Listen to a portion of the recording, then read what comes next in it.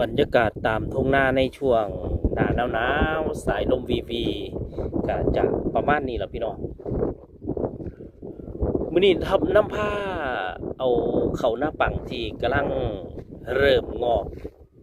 อยู่ตามทุ่งนามาให้ได้รับชมรับเบิ่งกันเด้อพี่น้องเด้อโอ้บรรยากาศไหมผู้ข่าวว่ามันสวยมันงามในช่วงหน้าหนาวเลี้ยวเข้าไปเริ่มจะมี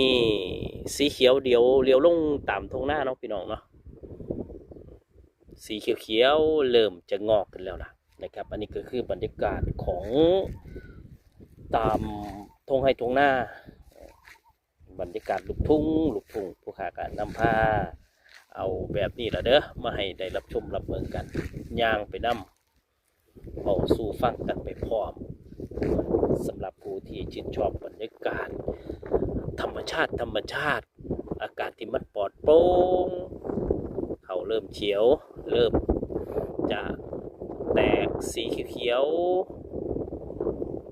เริ่มจะเห็นกันแล้วนะครับโอ้ลมแพงพี่น้องวันนี้ในช่วงหน้าหนาวอากาศเริ่มเย็นแล้วดูแลบางอย่างสุขภาพเจ้าของน้ำเด้อพี่น้องเด้อนำผ้าเอาแบบนี้ละไม่ได้รับชมรับเบิ่งกันกับวิถีชีวิตของคนชาวนาอันนี้ขึ้นหน้าปังดอกพี่น้องหลังจากที่เพิ่นเฮ็ดหน้าปีผ่านไปแล้วอยู่ไกลคลองชลประทานอยู่ตามชลประทานก็จะมีการทำนาอีกครั้งที่